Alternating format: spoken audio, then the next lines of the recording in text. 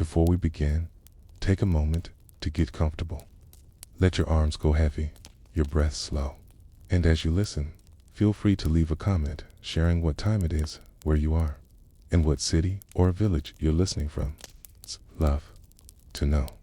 And if you'd like more quiet stories like this one, don't forget to subscribe so they gently appear when you need them most. Now, let's begin. You settle into the quiet dark, where the air is thick with wood smoke and whispers. Imagine yourself standing in a dim, pine-scented chamber somewhere in the Nara Basin. Centuries before the world ever heard of samurai or cherry blossoms. The year is around 682 AD. The room is small, lit only by a single oil lamp. A man sits cross-legged on a tatami mat made from rushes. He dips his brush into black ink and writes from right to left, top to bottom, in classical Chinese. His name is unknown. That is the beginning of our story. Because even though we know that someone, royal scribe, or a monk perhaps, was writing the first ever history of Japan, we no longer know who he was. His name was erased, his work destroyed. The pages turned to ash or dust, not by time, but by order, by royal command. A nation without paper. Before this era, Japan had no written records of its own. The people had memories certainly, songs, rituals, oral tales passed down like embers from hearth to hearth, but there were no scrolls, no letters, no preserved timelines. The earliest rulers relied on spoken memory, and that memory was shaped by the clans who held it. The Yamato court, rising in power in the 6th and 7th centuries, had begun adopting Chinese governance structures, bureaucracy, law codes, writing systems. But with writing came something new, permanence. And with permanence came danger. To write something down meant committing it to history. It meant someone, someday, could look back and say, this is how it really was. A young dynasty still consolidating its myth. That was a risk. The first attempt to record everything around the mid-600s. Emperor Tenmu, formerly known as Prince Wama, rose to power after a bloody succession conflict. His path to the throne had been marked by betrayal, war, and uncertainty. When he emerged victorious, one of his first acts was to order the first comprehensive history of Japan. This project was entrusted to the Kuni, no Miyatsuka regional leaders and scribes, and a handful of court historians. Their task was monumental: to collect, verify, and write down every origin story, clan genealogy, myth, and royal account known to the islands. It was an effort to unite memory, to solidify the emperor's divine lineage, to bring every clan under one narrative. What we know was written and lost. We know from later references that this first project had a name. It was called the Kuji, the Old Records. It was said to include early versions of what would later become the Kojiki and Nihon Shoki, but it also contained older oral traditions no longer preserved. Details from local shrines, stories of forgotten gods, accounts that may have been inconvenient. And this is where things get strange, because just a few years after work began on the Kuji, the documents were declared unacceptable. Some say they were inaccurate. Others say they contradicted the official origin myth. Still others whisper that they gave too much power to rival clans like the Mononobe or the Soga, whose influence the emperor wanted to erase. Whatever the reason, sometime before 700 AD, the emperor or his close advisors issued a quiet command. The first written history of Japan was to be destroyed, not hidden, not archived, destroyed. The silence of the ashes, no scrolls survive. No names of the authors are preserved. No court record logs the destruction. We know this happened only because later scribes, when compiling the Kojiki and Nihon Shoki in the early 700s, mention the earlier lost work, almost as an apology. A footnote in time. The court poet Yasumaro, tasked with compiling the Kojiki, said he had to rely on fragile memories and incomplete fragments. because the former records had become scattered and confused. But did they become scattered? Or were they made to scatter? The man with no name there is one theory that survives only in oral tradition. In a remote temple near present-day Nara, monks used to tell of a scribe who worked tirelessly on the original Kuji. He came from a family of mid-level aristocrats, not quite noble, not quite peasant. He was devout, quiet, and obsessed with accuracy. Too accurate. Perhaps, they say, he refused to revise the sacred genealogies, even when told to. He kept the names of kings that had been removed. He included wars that had been covered up. And, worst of all, he preserved local myths that clashed with the official Yamato creation story. When the command came down to destroy the documents, protested, he asked to keep a single copy for memory's sake. He was never seen again. No grave bears his name. No temple chants his legacy. But it is said that one pine tree in the temple's inner courtyard is unusually tall, even today. The monks never cut it. They say it holds a soul. Why erase the past? This act of destroying the first history was not just a political, it was theological. Because Japan was crafting its Kakushinwit's national mythology, a divine lineage from the sun goddess Amaterasu, a pure descent that legitimized the emperor as more than mortal. And in this story, there could be no contradiction. Other gods had to be demoted. Other clans had to be forgotten. Their events had to be erased. The past wasn't simply rewritten, it's pre-written from scratch. The destruction of the Kuji wasn't an accident of fire or war. It was state-controlled memory, echoes of the vanished history, and yet pieces remain in odd places, in footnotes, in contradictory shrine records that somehow survived. A poem here, a calendar fragment there. Some shrines, like those in Izumasto, maintain myths that differ sharply from the official Kojiki myths, where Amaterasu is not the central figure, where the sun is not supreme, where old earth gods still speak. These fragments don't match, They don't agree. But they are the last ghost echoes of the history that was meant to be forgotten. And that raises the question, what was so dangerous about the truth? The strange survival of one phrase there is one line, almost certainly from the Kuji, that somehow slipped through into later works. It is quoted briefly in an obscure Heian period manuscript and nowhere else. Translated loosely, it says, "In the beginning, there were 3 lights, sun, moon, and shadow. The third was forgotten by men, but not by the trees." What was this third light? No one knows. It doesn't appear in the official myths. No shrine worships it. No ritual names it. But it may be a trace of the erased theology. A symbol of balance, once held, then undone. And perhaps, in some way, the silent pine tree standing in that forgotten temple is the last memory of it. Let's return to that quiet pine-shadowed temple, nestled in the Nara Basin, where the mountains hold their breath, and the rains are soft and endless. It is now the year 711 AD. The first written history of Japan has already been destroyed. Scribe, who once worked in silence's lamp, flickering over names, now, law says, disappeared without trace. But the story didn't end with Ashdod, because in the imperial court, something else was beginning. A second attempt, a carefully controlled resurrection of what history was allowed to be. The Kojiki is born. The Kojiki, a record of ancient matters, was compiled by court noble Ji no Yasumaru under the reign of Empress Jinmai. It was said to be based on oral recitations by Hida no R, a Minor, perhaps a woman of prodigious memory. We don't know much about Hida. The name disappears after this project. Some scholars now believe Hida no R may have been a title rather than a person, a role passed down, or a placeholder to protect the identity of someone forbidden from writing history. But what we do know is this: the Kojiki was not meant for the public. It was written in phonetic Chinese, meant only for elite scholars at court. It was a sacred, internal documental political spell woven into narrative, and the first words were as deliberate as they were divine.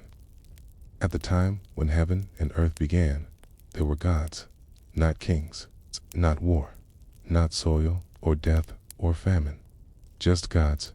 The myth had taken form, a new genealogy of power in the Kojiki. The imperial family is no longer one of many. They are descendants of Amaterasu, the sun goddess. Their rule is inevitable, divine, eternal. The ancient rival clans the Soga, the Mononobar, reduced or omitted. Their victories are erased. Their gods become secondary figures in this version of history. The Yamato court had always been supreme. But here's the problem. Some people remembered otherwise, especially the Izuma region far to the west, where different myths had long been whispered. Myths of the storm god Susanna, of gods who ruled the underworld, of a time before the sun. Izuma versus Yamato. A battle of Mitsa, Izuma, Fudoki. A provincial report compiled just a few years after the Kojiki presents an alternate story. Here, the gods of Izuma ruled first. Kanaraso's descendants came later. The land was given over, not taken. It's an astonishing contrast in this version. The god Hunanusha, patron of medicine, agriculture, and diplomacy, voluntarily handed over Japan to the Yamato gods in a cosmic act of submission. A gesture of peace, not conquest.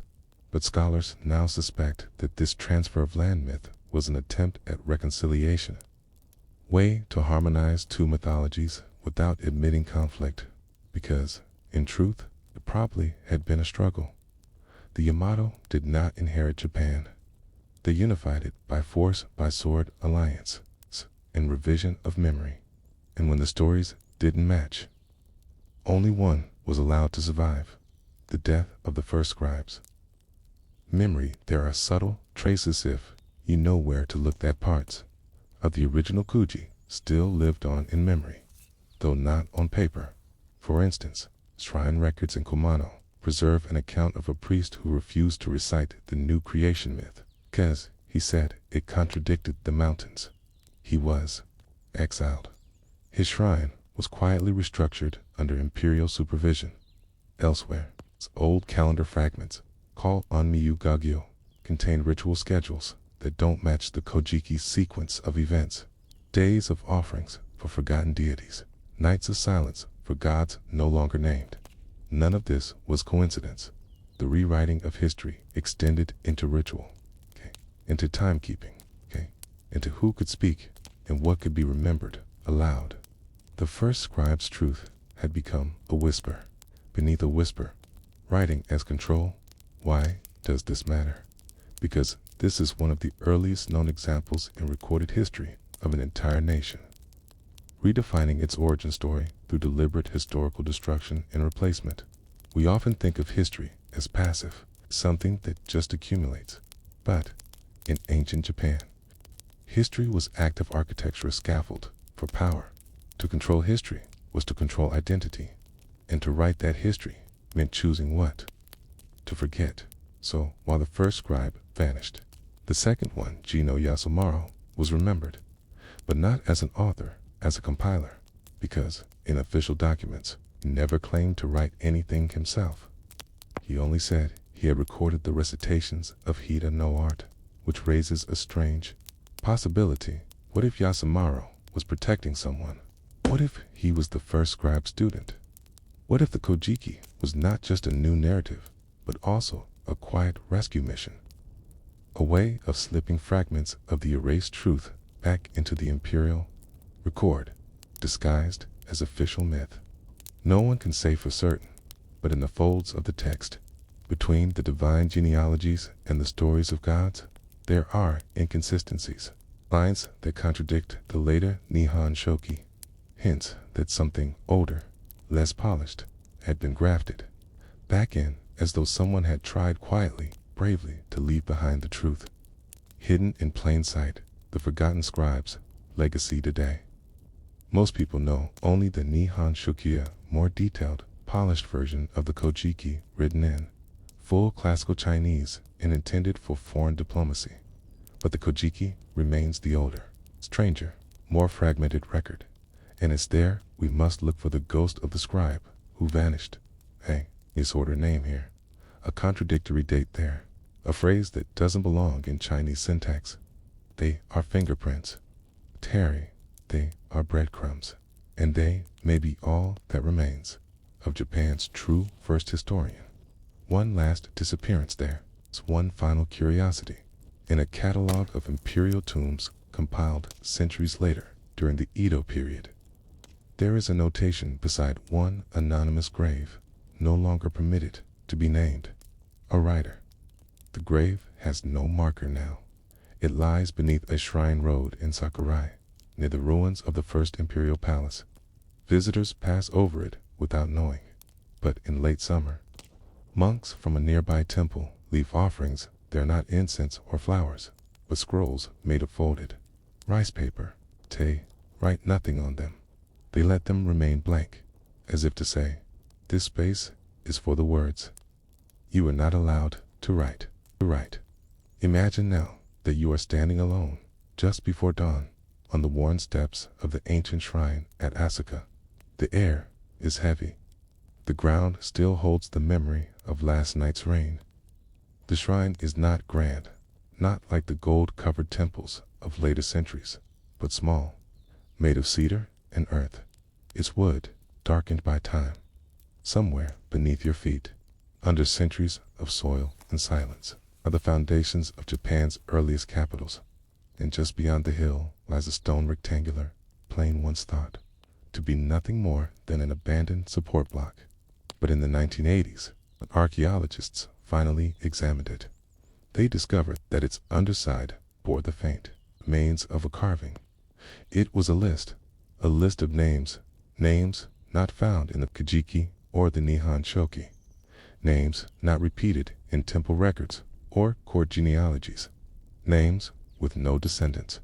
Scholars now believe it may have been an early registry of palace scribes, perhaps a dedication, perhaps a burial marker for one who served quietly and was forgotten, and one name near the bottom barely legible, broken by erosion, may have belonged to the first scribe. We don't know for sure, but in that act of preservation stone, rather than paper, there is something telling, something lasting, because stone, unlike scrolls, cannot be burned. Writing through erasure, what does it mean to write a history that is meant to disappear? That was the quiet burden carried by the earliest historians of Japan. They were not chroniclers in the Western sense, gathering facts for an impartial record. They were functionaries, priests of memory. Their job was to weave the past into something that fit the present when the story changed. So did the record, but something always leaks through in the Kojiki. For instance, there are stories that contradict the divine legitimacy of the imperial family. In one myth, Amaterasu herself is tricked by her brother Susanoo and flees in shame. The world falls into darkness. It is not a tale of conquest, but of chaos, of the gods failing one another. Why would such a tale survive if the purpose of the Kojiki was political perfection? Because someone let it remain, and whoever that someone was, they must have believed that even in a rewritten world, pieces of the old truth mattered. Perhaps the first scribe had left copies of the destroyed Kuji. Perhaps fragments had been remembered by priests or oral historians. Perhaps a child had heard his father muttering forbidden names late at night and carried them into adulthood, not knowing their meaning. Or perhaps it was Yasumaro himself, the scribe of the Kojiki, who smuggled fragments of the older history into the new, line by line, hiding them beneath layers of divine narrative and myth. A life in ink. Lost in smoke, it is easy to forget what history costs. To write history in ancient Japan was to bind yourself to impermanence. The paper was handmade. The ink was made from soot. The brushes wore down quickly. A single mistake could mean starting a page again, and none of it was guaranteed to last. Insects, fire, mold, rain, political shifts, everything could be undone in an afternoon. And yet, the early scribes wrote anyway, page after page, genealogy after genealogy, ceremony after ceremony. They knew the weight of silence, and they wrote to keep memory alive, not forever, but long enough to reach the next hand, the next set of eyes, the next whisper. We remember emperors because of them. We remember wars and dates and rituals, not because they survived on their own, but because someone, probably unpaid, probably unrecognized, took the time to copy them down when no one else was looking. The first scribe may have vanished, but his habit of careful remembering, that did and single quotes, it seeped into the bones of Japanese historical practice, into how monks kept temple records, into how families preserved name registers, into how poems were used as veiled records of descent. A nation built on myth, not lies. It's important not to confuse myth with deception. The Kojiki was not a lie. It was a reframing. The ancient Japanese did not think of myths as fiction. They were a kind of truth that lived above logic truths about where you came from, how your people belonged to the land, and how the world fit together. So when the first scribe's version was burned and the Kojiki took its place, something was lost, but something else was born, a mythical cohesion. The imperial line became more than rulers. They became time itself, markers between eras. The provinces became more than land. They became sacred geography, each mountain and river assigned a god, shrine, and axis of spiritual and administrative power. History had become ritual, and in that transformation, the line between the real and the remembered blurred. The echoes in modern Japan today. Most Japanese school children still learn about Amaterasu. The imperial family still traces its origin back to her, and the Kojiki remains a required case in-text study of Japanese literature in Shinto. But few are taught about what came before it, about the Kuji, about the scribe whose name was erased, about the loss of the first historical voice that tried to say, "We are many, not one." Some modern scholars have tried to reconstruct the Kuji based on temple records, regional myths, contradictions in the Kojiki. Their efforts are piecemeal, but they matter, because even when memory is destroyed, the need to remember remains. And the act of asking who wrote the truth before the official version is itself an act of preservation, reflection, memory. Beyond the written word, the story of Japan's forgotten first scribe is not unique to Japan. It is a mirror of what happens in every civilization. Wherever there is power, there is narrative. And wherever there is narrative, there is someone left out of it. The question is not whether history is true, but who got to write it, who was allowed to speak, who was silenced, and who, despite being erased, managed to leave a mark anyway. We may never know the name of Japan's first historian, but in every contradiction left behind, in every story that doesn't quite match the official version, we can hear the faint scratching of a brush on parchment, still writing. It begins in a field, a quiet slope near the coast of Kyushu, where the grass is thick and uneven, hiding more than it reveals. The locals know not to build here, not because of any law, but because the ground feels old. The wind gathers strangely in the lowlands. Birds avoid nesting near the central hollow, and in spring, the flowers grow taller here than anywhere else nearby, as if something beneath the earth still feeds them. For centuries, the villagers thought little of it. Perhaps an old temple once stood here, perhaps a graveyard. But in 1953, after a rare spring flood softened the hillside, part of the slope collapsed, and what emerged beneath it made no sense at all. Charred wood, stone platforms, and the melted remains of what appeared to be lacquered scroll boxes fused together in a clump of ash and resin. There was no writing left on them.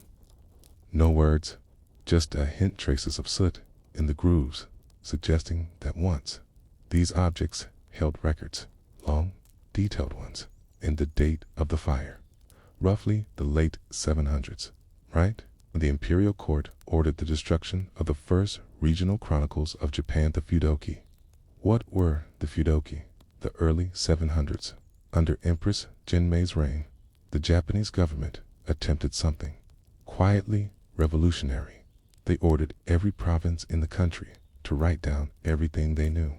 Their customs, their natural features, their local myths, their crops, dialects, burial sites, rituals, climate, etiquette, and origin stories. This was not to be a national epic like the Kojiki, but a local memory bank. It was called the Fudoki, which roughly translates to records of wind and earth. Each province had its own version. Each was compiled by minor officials, monks, and educated villagers, people who knew the terrain not by maps, but by walking it. And for a short time, Japan had something no other country of its age had: a massive, decentralized archive of ordinary life. More than 30 scrolls were created. Most are now gone, and no one talks much about why. A new capital, a new history. It's easy to forget how quickly Japan changed in the early 8th century. The capital moved from Fujiwara-kyo to Hyokyo in 710, then again to Kunikyo, then to Naniwa, then to Nagaka, and finally to Heiankyo, modern-day Kyoto. In 794, each move marked a shift not only in geography, but in worldview. With every relocation, the central government sought more control over trade, over land, over people, and over narrative. The Kojiki had already given the imperial family divine origin.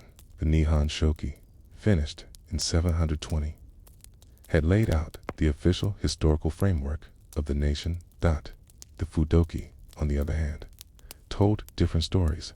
One Fudoki might claim that the local mountain god had a feud with the imperial ancestors. Another might preserve a dialect so different from court Japanese that it hinted at pre-Yamato ethnic groups. Another might list crops and rituals tied to Korea or China, revealing how much native Japan depended on outsiders. In short, the Fudoki preserved inconvenient diversity. It was too regional, too contradictory to real. And so, bit by bit, these scrolls disappeared. Some were officially lost. Others were copied and returned, only to never resurface. And some, like the ones found buried in Kushu, may have been hidden, deliberately perhaps by a monk or local scholar who understood what was about to happen. Why the Fudoki mattered to understand what was lost. Consider this: the surviving Izuma Fudoki, one of the only full versions to make it into modern times, contains a story about a man who was eaten by a deity, but then brought back to life when the villagers performed a rite of apology. That story is not found anywhere else in official Japanese mythology. It has no political utility. It doesn't elevate the emperor. It just tells of a time when villagers believed their actions could revive the dead, and that gods could be persuaded through community effort. Another section details which plants grew along which rivers. It even notes the quality of light at certain times of year, and the behavior of animals in specific valleys. This is not mythology. This is ethnography. The Fudoki was a record of real human interaction with land, language, and ritual. It told not just what the elite believed, but how ordinary people lived. Its destruction was not just a loss of documents. It was a quiet erasure of Japan's earliest grassroots history, burned for order, not hating like modern censorship. The erasure of the Fudoki was not angry or violent. It was bureaucratic. The imperial court issued new standard forms for land registration, new models of shrine ranking, new education protocols centered on Confucian texts rather than native lore. There was no bonfire in the square, no mass purge of scribes, The scrolls were simply deprioritized, poxed up, or a riff. They proved contradictory gently, ordered out of circulation. Only a few provinces had enough autonomy or luck preserved theirs. Others may have hidden them, and some were burned, intentionally or not, during the fires that swept through temple libraries in later centuries. Forgotten language beneath the text, the Fudoki also preserves something else, something that most casual readers never see. Many of its place names are written in phonetic scripts long before standard kana emerged. These notations suggest that the writers were transcribing local dialects that have since vanished. Some of the words have no known meaning in classical Japanese. Some resemble Inu, others hint at Ryukwon roots. Still others suggest extinct agricultural or maritime Voca, Bularies. In these names, Matsuno, Kasaragi, Tsurugigami, are whispers of pre-imperial Japan, a time when the archipelago was not a single country, but a cluster of cultures, languages, and micro-states. By losing the Fudoki, we didn't just lose stories, we lost maps to dead tongues, a chronicle that never was one scholar. Professor Tetsuya Saitō has spent his life collecting fragments of lost Fudoki from temple inventories and private family scrolls. His team has reconstructed slivers from more than 20 provinces, rare mentions of rituals involving foxes, marriage ceremonies held on floating platforms, and songs meant to protect fishermen from typhoons. He believes that, had the Fudoki tradition continued, Japan might have developed a regional historiography model where national history was always accompanied by local counter-narratives. Instead, Japan followed a path more familiar to most empires: central authority, divine legitimacy, and the streamlined past. The Fudoki became a historical footnote, until now. An open question: why would a country ask for its own memory, then quietly destroy it? Was it fear? Was it ambition? Or was it simply the slow gravity of power, the tendency for all states, over time, to flatten complexity into a single line? And if that's true, what have we flattened in our own histories? What truths, whispered in dialects now dead, once lived in the soil beneath our feet, and are now food for worms? The first scrolls were laid out on reed mats, not in court chambers, but on temple floors, not by noble hands, but by calloused ones, in distant provinces like Bungo, Higo, or Hitachi. The task of recording the Fudoki fell not to imperial historians, but to men and women rooted in the land. They were monks who knew the shape of the mountains because they climbed them, farmers' sons who could describe every bend in the river without a map, shrine caretakers who had memorized the seasonal winds by the sound of chimes outside their gates. And so the writing began, but not as one unified story, not as a single myth, as a quiet, uneven gathering of truth shaped by mud, wind, and memory. The scribe of Bingo in a hillside temple in the Bingo province, a man named Ichiro, likely not his real name, but the name remembered in later family records, took the task personally. He had once studied in Nara, learned how to read the Nihon Shoki, understood court poetry, but after his father died, Ichiro returned home to tend the shrine of their village and never left again. When the imperial court sent word that each province must compile its Fudoki, Ichiro did not treat it as a formality. He traveled, village by village. He walked 30 miles to the coast to listen to the oyster harvesters sing their storm prayers. He spent a week with a weaver who showed him how patterns in local cloth mimicked the flow of the nearby waterfall. He copied place names exactly as they were pronounced, even when they defied proper court reading. He included strange customs: women who threw coins into tree hollows to choose a husband, fishermen who never said their family names aloud for fear of summoning the wrong winds. Ichiro believed was not just compiling facts, he was protecting the breath of his people, their rituals, They're stories that had never touched court paper. He filled 7 scrolls. Only one fragment survives. It describes a field where the dew clings longer than anywhere else in the valley, said to be kissed by a mourning goddess who lost her son to a wandering wolf. In that valley, villagers still do not hunt wolves. The passage ends mid-sentence. No one knows what happened to the rest. The erasure begins by 740 AD. Only a handful of provinces had submitted full feudaki. The others struggled. Some lacked scribes. Others hesitated, worried that the court would use the information to increase taxes or conscript more men for labor. Some simply saw no reason to write down what everyone already knew. But then the capital moved again, and again. Each new move brought a new political tone. The Yamato court was consolidating. What had begun as an experiment in local documentation was now seen as a risk to many independent stories. Too many regional deities, too much divergence from the official MYTHOS, and so a new directive was issued. Only standardized, court-approved versions of Fudoki would be retained. Everything else is unnecessary. In practice, this meant destruction.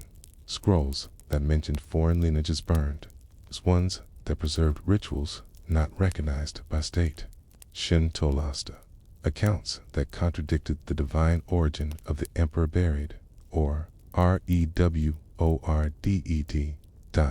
And as fire swept through many temple libraries during the Mid-Nara period, accidental or not, what remained of the original Fudoki tradition withered. The silence of the mountains. Some scrolls survive not because they were hidden well, but because they were simply forgotten in the northern province's Mutsu. Dual-ware imperial control was thin and roads unreliable. Some Fudoki scrolls were copied into local family archives. One such archive, rediscovered in the 1800s in a crumbling farmhouse, contained a near-verbatim account of a snow burial ceremony, right where the dead were placed under thick drifts to preserve them till proper funerary rites could be conducted in spring. This practice is not mentioned in the Kojiki, nor the Nihon Shoki, nor any court document, but it makes sense, for the winters in the north were brutal, and traditional cremation was impossible for months at a time. The scroll also included several maps, hand-drawn, rough detailing where deer migrated and where mushrooms could be safely harvested. This wasn't mythology, it was practical, environmental history. And yet, by the 10th century, even these records fell out of use. Shrines lost their scribes. Villages were absorbed into new administrative districts, and without readers, scrolls became firewood. The temple that refused there is one temple, still standing today, that never obeyed the order to submit or destroy its Fudoki. It sits in the Sumatha land of great myths, storm gods, and sacred sands. The priests of Izuma Taisha believed their records were not for the court. They were for the kami, the spirits. Their version of the Fudoki was written on bark-lined scrolls, layered with oil and kept in cedar boxes sealed with beeswax. They recorded the names of every river spirit, the birthplaces of specific winds, and the exact tone used to call each deity during rites. When government officials came to inspect the temple's records in the 9th century, the priests offered them a curated version. The original stayed hidden, and today, that full Izuma Fudoki is the only near-complete version that survives.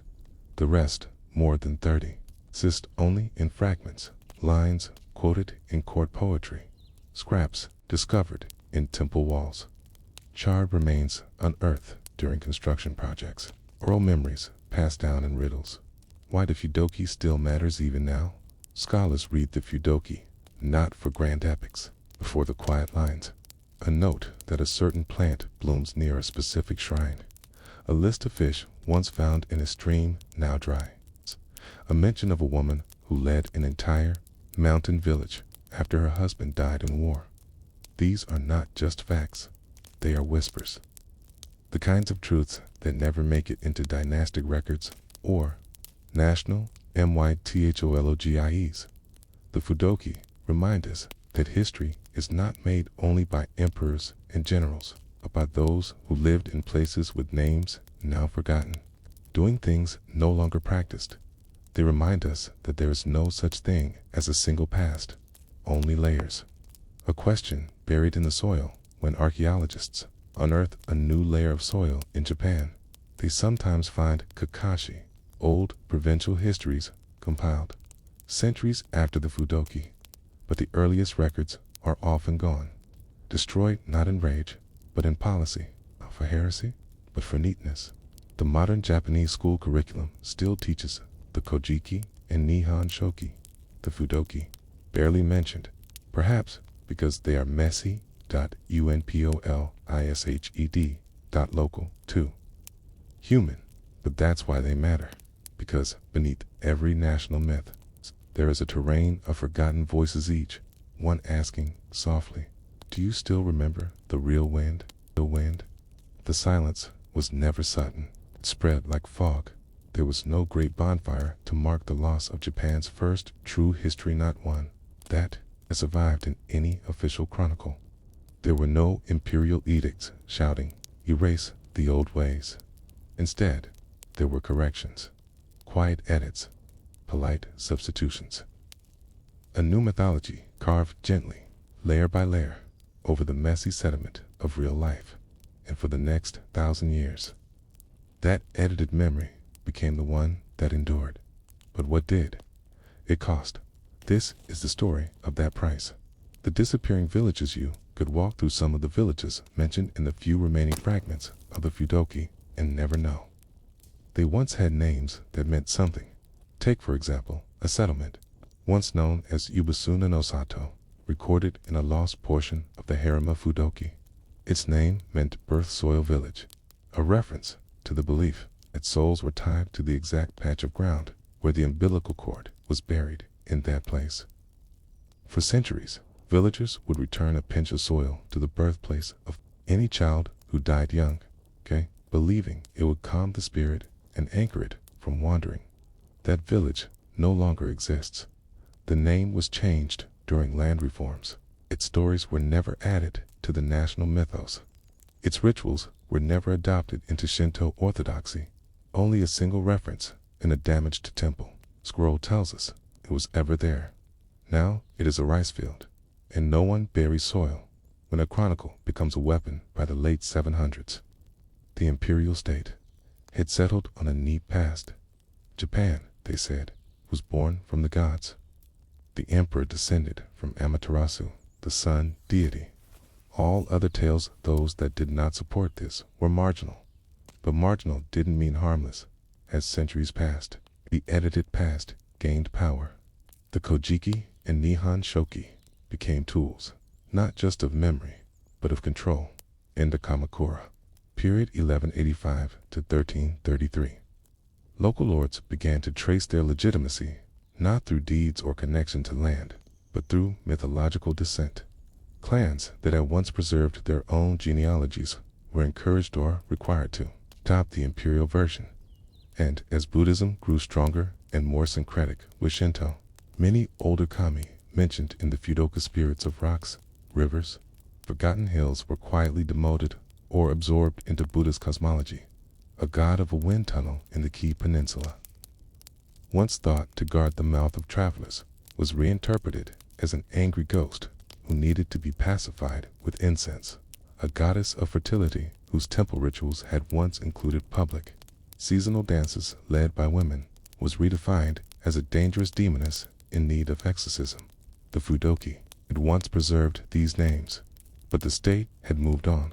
The scholar who dared to remembering the Edo period, over 1,000 years after the original provincial Fudoki were written, quiet rebellion took shape not on a battlefield, but in ink. Motori Norinaga, a scholar from Matsusaka, spent his life studying ancient Japanese texts, while most scholars focused on the more respected Nihon Shokyu with its Chinese characters, and Confucian To Norinaga turned instead to the Kojiki and whatever remnants of the Fudoki he could find. He wanted, he said, to uncover Mano no Awada, true feeling behind things, the sorrowful awareness of impermanence, the poetry of decay. And he found it not in the grand myths of emperors, but in the scraps. A note about a wind that bends plum blossoms in only one town. A line about a tree that grew roots in the shape of a woman's hand. A festival where villagers danced, not in praise of gods, but to mark the return of fish to a flooded plain. These were not state stories. They were people stories.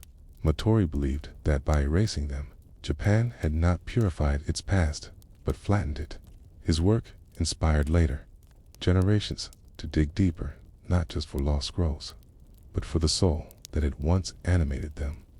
Fragments in the fire of the Meiji Restoration in the 19th century.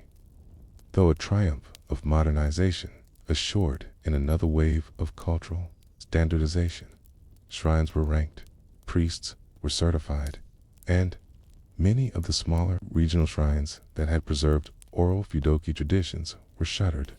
A report from 1873 shows that over 10,000 shrines were closed in a single year. Many of these had served as guardians of local lore. Their loss meant more than just the end of a ritual. It meant the erasure of unwritten stories, chants, maps, and names that had survived despite every effort to forget them. Some scrolls were sold to antique shops, others burned as kindling. One shrine priest in Akita was recorded as saying, "We kept the god's name alive for 400 years, but Tokyo no longer recognizes it, so we have nothing left to guard." And he folded the shrine doors shut, the reemergence in soil and sound, but history, even when erased, leaves fingerprints in recent decades. Archaeologists and local historians have begun uncovering surprising confirmations of Fudoki details once dismissed as folklore. For example, a description in the Izuma Fudoki spoke of a stone that sweats in summer and sings in spring. For centuries, it was assumed to be poetic nonsense. But in 1999, a geologist identified a mineral formation near the shrine that emits a low-frequency hum during thawing periods, due to internal water expansion cracking its surface. Another Fudoki fragment referenced an annual ritual involving sand drawing at the edge of a dry plain in Higo province. Aerial LiDAR scans recently revealed geometric soil disturbances, matching the described patterns preserved invisibly under rice paddies. These are not coincidences. They are proof that even in the age before satellites, GPS, and government surveys, the people who wrote the Fudoki were mapping reality. In their own ways, they were not trying to write mythology. They were trying to remember. A museum of quiet voices in 1981, Japan's Agency for Cultural Affairs began a quiet campaign to recompile and preserve what remained of the Fudoki. Scholars were dispatched to temples, villages, and private libraries. Elderly shrine keepers were interviewed. The last known oral Fudoki, chants barely, remembered lullabies from Shimane and Totori, were recorded in cassette. Archives now held at the National Museum of Ethnology. They don't make sense to modern ears, but they don't need to. They are echoes, soft, persistent evidence that beneath the official version of Japan, there still lives another history, one not written in gold or carved into palace stones, but in soil, in silence. In the act of remembering something no one asked you to remember, what is a history worth? In the end, the question isn't just why the Fudoki were lost. It's what we lost with them. Because we can reconstruct emperors, we can carbon date battles, we can match ancient texts with DNA and topography, but we can't rebuild the way a breeze once smelled in a village that no longer exists. We can't reinvent a song sung to a river that was renamed, redirected, and forgotten. And we can't retrieve the emotion that lived behind a Fudoki, the belief that everyday life was worthy of being written down, that ordinary stories were sacred. In the end, the Fudoki were not burned because they were false. They were buried because they were real, and real things in history are often the first to disappear. Before we begin, close your eyes. Imagine an empire that remembers not through truth, but through repetition, where every telling of the past grows smoother, shinier, and simpler until all its edges are gone. Now, imagine a man who controls the pen. A man who walks through palaces without mirrors, because reflections might remind him of things he no longer wishes to see. That was Emperor Tenmu, and this is the quiet, careful story of how one ruler edited the memory of a nation, pretending nothing had ever changed. The problem with memory tapping in the late 7th century was not yet the unified archipelago we imagine today. It was still stitching itself together village by village, belief by belief. The imperial court, based in Asuka, was not as powerful as it wished to appear. Outlying clans maintained local customs, dialects, and origin myths. Some claimed descent from animal spirits, others from stars or winds. Few villages refused to acknowledge the Yamato emperor at all. Worse yet, for Tenmu, country had just emerged from civil war. The Genshin Rebellion of 672 had seen brother fight brother literally. Tenmu, the victor, had seized the throne from the son of his older brother, Emperor Tenji. This meant Tenmu's rule, though militarily successful, was politically delicate. There were many who whispered that he was a usurper, that the wrong line, now sat on the chrysanthemum throne. What Tenmu needed was legitimacy, not through force. Through story, rewriting the heavens, Tenmu's answer was not just to rule the present, but to reshape the past. He launched a project never attempted before, to compile a full account of Japan's beginnings. Myths, genealogies, songs, and sacred tales were to be gathered into a single, coherent narrative. But not just any version would do. The stories had to align with his rule. His branch of the imperial family needed to be the one directly descended from the sun goddess Amaterasu. Any tales that contradicted that, or that gave prominence to rival clans, had to be changed, or discarded entirely. To carry out this task, Tenmu selected a brilliant court noble named Hida Noar. Heir was famed for possessing a prodigious memory, able to recall lengthy genealogies and poems without error. It's said R was trained from a young age in oral recitation, and that the emperor trusted them implicitly. R's assignment: memorize all the national lore, clean it, and recite a perfected version. No scrolls, no contradictions, just one remembered truth. This project would later be written down by Tenmu's successor, Kamris Genmai, becoming the Kajiki Japan's first official chronicle. But the stories that didn't fit, they were never written at all. The ghosts of forgotten gods in regions like Izuma. The older stories survived a while longer. The people there told of Heikuninushi, a god who created the land before handing it over unwillingly to Amaterasu's grandson. In these versions, the imperial line was not the beginning, but a takeover to Tenmu's project.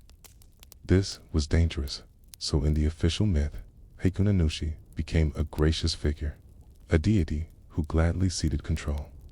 The conquest of Japan by heavenly descendants was not a war, but a peaceful inheritance. This recasting of mythology was subtle. There were no accusations, no denouncements, just a quiet shift in tone, like changing a sigh into a bow. Over time, this version hardened into the official one. Temples that held the wrong myth were gradually sidelined. Court poets stopped referencing them. And over generations, the alternative gods, those who had once ruled hills and rivers, were painted over, not removed. It's just blurred. The paper that burned before ink. We never know exactly how many ancient stories were lost during Tenmu's reforms, because many were never even written. That was the brilliance and the tragedy of the oral tradition. The erasure didn't need fire, it needed only silence. There are records of priests who refused to share their regional myths.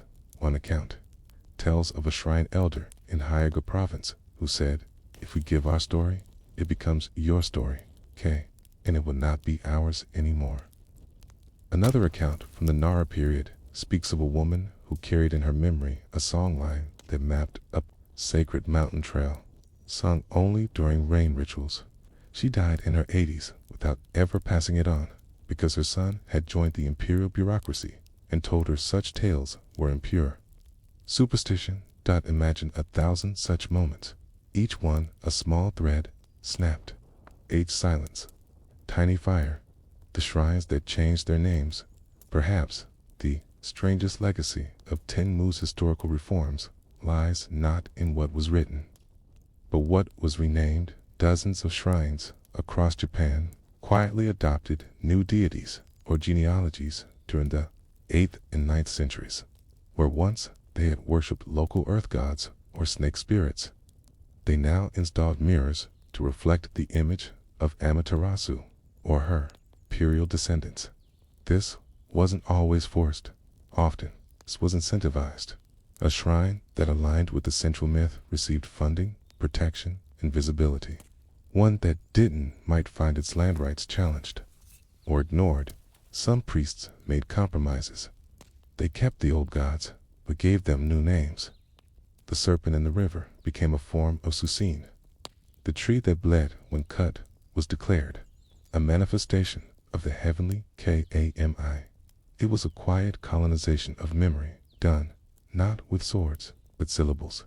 The emperor who knew Temujin died before the Kojiki was completed, but his vision shaped Japan's understanding of itself for centuries. Ironically, the emperor who sought control through memory may have been the one who understood best how fragile memory truly is. He banned the use of mirrors in certain parts of the palace. It's said he didn't want to see his own reflection, perhaps because it reminded him of his brother, whom he had killed. Or perhaps because mirrors in Shinto belief revealed the truth. The irony was sharp. The man who sought to write a perfect story may have feared seeing the one he had erased by the early 8th century. The influence of Emperor Tenmu's vision had become part of the very fabric of the imperial court. But something curious had begun to happen.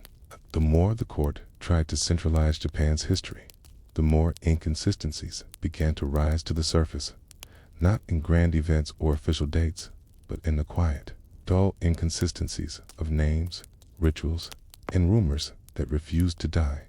This is the story of what didn't make it into the Kojiki, and what those omissions say about who was truly forgotten.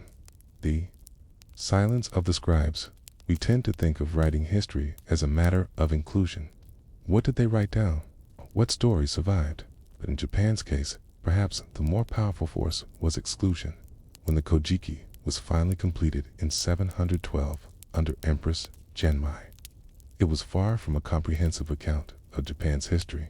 It was brief, it was selective, and it was shaped like a spear, pointing only in one direction: legitimacy. The text opens not with conflict or creation, but with heaven, with Amaterasu and her divine lineage. The imperial house, it insisted, was descended directly from the gods. Not just metaphorically, literally, but when scholars from outlying provinces read early copies of the Kojiki, they noticed what was missing. No mention of the Tohoku clans, who worshipped a giant bear spirit that guarded harvest rituals. No mention of the matriarchal priestesses of southern Kyushu, who ruled by dream, interpretation, and passed power down through women. No mention of certain coastal regions where the first rulers were said to have come not from heaven, but from across the sea. Not contradictions, just silences. The problem with the past even before the Kojiki. Many stories had lived in the mouths of storytellers, Miko priestesses, court musicians, elderly shrine keepers. These were not always considered prestigious roles. Often, they were viewed as rustic, rural, even embarrassing to the polished elites of the Yamato court. But these were the very people who remembered. They remembered that in one village, a man had married a fox and been given a child, who never aged. They remembered that in another, the gods came not from the sky, but from a cave in the earth, and that the cave was still there. Few dared walk to its mouth, to an emperor trying to stabilize a dynasty. These stories were not quaint. They were threats. And so, bit by bit, they were filtered out. What remained in the Kojiki was a narrow corridor of myth, from heaven to throne. All detours were bricked over with poetry. The tale of the disappearing queen there was once a queen, named Himiko. She ruled in the 3rd century over land that may have been the early form of Yamatai, a Proto-Japanese kingdom. Her name appears in Chinese records, written by scribes of the Wei dynasty who sent emissaries across the sea. According to them, Himiko was a shaman queen. She ruled through magic, kept hundreds of female attendants, and rarely appeared in public. She communicated with her people through her brother, and her reign was marked by peace and strange ceremonies. But she is entirely absent from the Kojiki.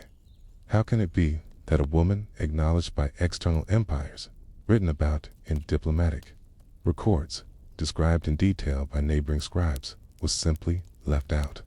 The answer may lie in her ambiguity. Himiko's rule was matriarchal, mystical, foreign to the architects of the imperial myth. She was dangerous, not because of what she did, but because she didn't fit the shape of what the past was now supposed to be. There was no room in Tenmu's divine descent from Amaterasu for a powerful, pre-existing female ruler whose power came from dreams, not blood. So, the history turned the other way and left her standing in the mist. The shrines that refused to comply after the Kojiki and its successor, the Nihon Shoki, began to circulate. There were places that quietly kept their old stories. Some shrines refused to adopt the new deities. Others complied in public, but recited older prayers in secret. In Azuma, scribes eventually produced their own version of events, the Izuma Fudoki. It recorded myths, land claims, and even local ghost stories that contradicted the official history. One tale tells of a deity who built the land of Japan with a plow and a shell. Another insists that the imperial ancestors had to bargain for the land, would receive it. These were not just stories. They were documents of memory, but they circulated quietly, and by the 10th century, many had disappeared again. The women who remembered some of the fiercest resistance to the new correct history came from women not warriors, but priestesses and grandmothers. In some coastal villages, it was said that women were the only ones allowed to recite the oldest rituals. Men could listen, but only women could speak them, and some women simply refused to stop. A record from the Heian period describes a noble family dismissing an elderly caretaker because she taught their children the wrong versions of the gods, versions in which the sun was a jealous twin, or the mountains were alive and jealous of marriage. She left the house with no complaint.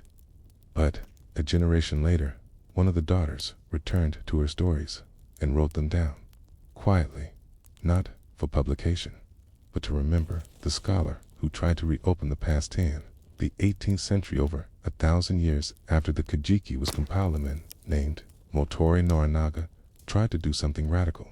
Take it seriously. He wasn't trying to dismantle it. He believed in its myths, but he also believed that the Kojiki was only one voice among many and that the silences were clues, not gaps. He searched for variant texts, visited forgotten shrines, listened to folk songs in rural dialects. In one mountain village, he found a version of the Amaterasu myth in which she never left the cave, and light was restored by a river goddess instead. Norinaga didn't publish that version, but he made notes, detailed, exhaustive, poetic notes. He called these alternate tellings Kododamala spirits, of forgotten words, and he believed they still lingered in the land, the archive that was never made. We tend to think of the past as a library, but sometimes the past is a pile of ashes in the shape of a book. The great burning of the Nara Palace in 711 destroyed more than just walls. Dozens of scrolls, genealogies, and early drafts of what would have become rival histories went with it. It's said that one version of the Kojika, longer, fuller, and more inclusive, perished in the blaze. Maybe lots just legend. Or maybe it was memory's final protest that sometimes the only way to keep a story sacred is to never let it be written. Centuries passed. The scrolls were copied. The gods became statues. The myths were painted on screens of gold and silk. But still, in quiet corners, there lingered a question. What had Japan forgotten by remembering only one version of itself? This section traces the long shadow cast by the Kojiki and its curated silence. From medieval poets to modern soldiers, from shrines rebuilt by decree to those left to decay, we follow the thread of a past that was carefully edited, never truly gone without the paper god of state by the time of the Tokugawa shogunate. The imperial court was no longer the center of real political power.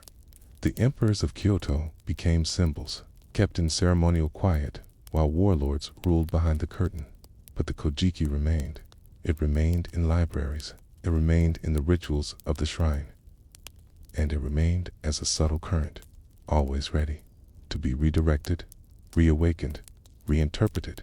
In the 19th century, during the Meiji Restoration, it returned with new authority as Japan sought to modernize rapidly and compete with Western empires. State needed more than steam engines and railways. It needed an origin, something older than foreign influences, something deeply Japanese. The Kojiki, its vision of a divine imperial line, was the perfect tool. So, the old myths were recast, not as poetry, not as soft, ancestral dream, but as fact. Amaterasu became more than a sun goddess. She became the sacred root of national unity. Her descendant, the emperor, was no longer just symbolic. He was a living god. Shrines that had once quietly diverged were brought into line under the newly created state, Shinto. Only certain stories could be told. Only certain prayers could be said. The past had become not just history, but ideology. The shrines that fell silent throughout the countryside. Older local shrines, those that had clung to regional myths or deities, were either absorbed into the new structure or quietly left to decay. A few priests resisted. Some wept as they removed wooden plaques to ancient fox spirits, cure or buried statues of forgotten earth goddesses. In some regions, villagers gathered at night, whispering forbidden tales, not out of rebellion, but memory. A memory that wasn't in books, but in the shape of the hills, in the names of the rivers, in the lullabies passed from mother to daughter. The official past had no room for ghosts, but ghosts don't care about official permission. A story for soldiers in the decades leading to World War II. The Kojiki was once again invoked, but now in classrooms in army barracks. Children memorized the story of Ninigi descending from the heavens with the three sacred treasures: the mirror, the sword, the jewel. These weren't just objects now. They were destiny. The emperor, it was said, had ruled unbroken for over 2,000 years, and to die for the emperor was to return to the gods. Young men marched with the myth of eternity in their hearts, and in battlefields far from Japan, many carried pocket copies of the Kojiki, not for comfort, but for confirmation. They weren't just fighting a war, they were preserving the divine order of time itself. The unwritten apology after the war ended, and the emperor renounced his divinity. Japan was faced with a strange vacuum. The old myths had been exposed, twisted by politics, used to justify violence. But they were also deeply embedded in culture, language, and even architecture. What do you do with a myth that has been both sacred and misused? Some scholars tried to demythologize the past. Others tried to revive his poetry, but few asked the most difficult question of all. What was supposed to be there, but isn't? What stories were erased? What gods were forgotten? What people priestesses, storytellers, rebels were cut from the scrolls before ink ever touched them? Japan never held a ceremony for them. No public apology. No national reckoning. But in certain academic circles, they are now called the invisible dead of Japanese memory, and they are everywhere.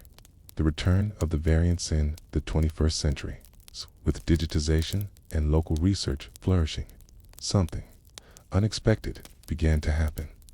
Fragments, old temple records from isolated monasteries, villagers' diaries, woodblock prints with mythological references that don't appear in the Kojiki or Nihon Choki.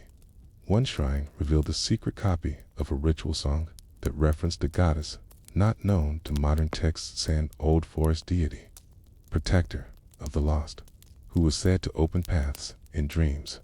Another researcher found scrolls in a decaying estate that contained a genealogical line of priestesses that once rivaled that of the emperor's own, and in one rare case, a folded parchment within a family altar described a version of the creation myth in which the earth gave birth to the sky, not the other way around. These weren't just errors or exaggerations. They were evidence that Japan once had multiple pasts, and that one of them had won, but not all of them had died. The Museum of Unhistory, a small town outside of Matsu. There is a private museum built by a retired school teacher.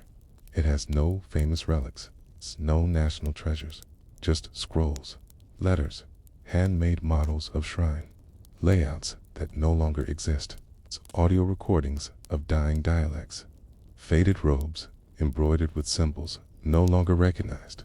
It is unofficially called the Museum of Unhistory. When asked why he built it, the teacher replied, "Because someone must remember what we were not allowed to remember." The museum receives few visitors, but it does receive donations, old books sent by grandchildren of shrine keepers, fragments of wall paintings discovered during renovations, oral histories recorded by anthropologists.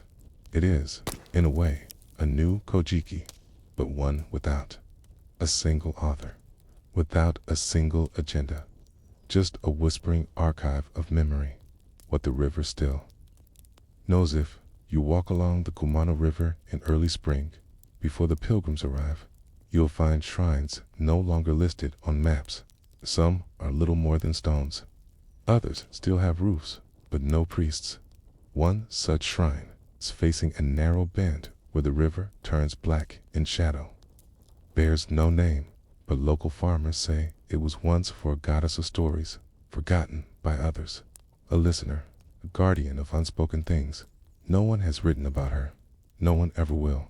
But still, someone leaves fresh oranges at her base, and sometimes, when the wind is quiet and the water still, you can almost hear her laugh, somewhere in Japan's interior, past the reach of high-speed trains and buzzing neon skies. There are valleys that hold more than silence. They hold memory, but not the kind carved into stone tablets or brushed onto imperial scrolls. This memory sits deeper, colder, and largely unread in these forgotten valleys. Ancient villages once thrived, worshiping gods that no longer have names and telling stories that never made it into the polished texts of the capital. And somewhere between the 7th and 10th centuries, many of those stories were buried intentionally. This is not the story of what was written down. This is the story of what was left out. The whisper beneath the mountain knit begins, not with an emperor, but with the hill. In the northern parts of Kyushu, nestled along the ridges where volcanic ash gives way to rich forest loam, an old mound rises above the trees. Local children call it Kuchiyama, Mouth Mountain. It's not on official maps. It's not mentioned in tourist brochures, but the villagers nearby know it. They say it's hollow. They also say it swallows memory. Decades ago, an old farmer, digging irrigation ditches found a circle of stones buried deep in the soil. Not large, not ornate, but arranged in a pattern unfamiliar to modern Shinto or Buddhist ritual. Beneath the stones were wooden charms, blackened with age, and fragments of what appeared to be rice paper prayers written in a script even historians couldn't identify. The local shrine priest, when shown the items, simply shook his head and whispered, "We don't talk about those villages anymore." The disappearance of the old names in early Japanese records, especially in the Fudakatha provincial gazetteers commissioned by imperial decree in the 8th century, there are curious gaps. Some villages are listed only once and then never again. Others appear with vague descriptors. This village is no longer suitable for writing, or its stories have been omitted. Why? Modern scholars speculate. Some say it was due to disease, villages that were wiped out and deemed spiritually contaminated.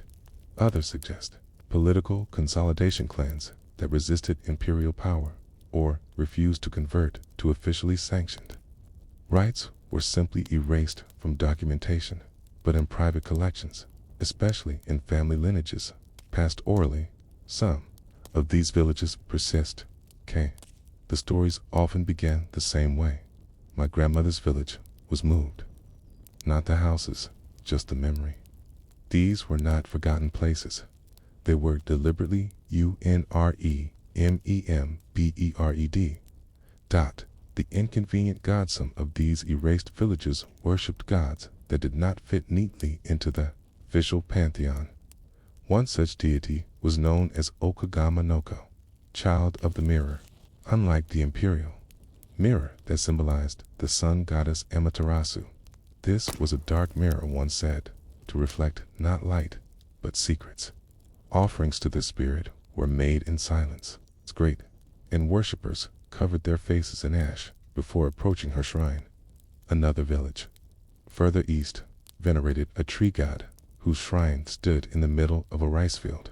It had no name, no statue, no temple, just a ring of ropes and an old wooden seat. The god was said to speak only once a generation, and what it said could undo kings. These were not gods of harmony or national unity.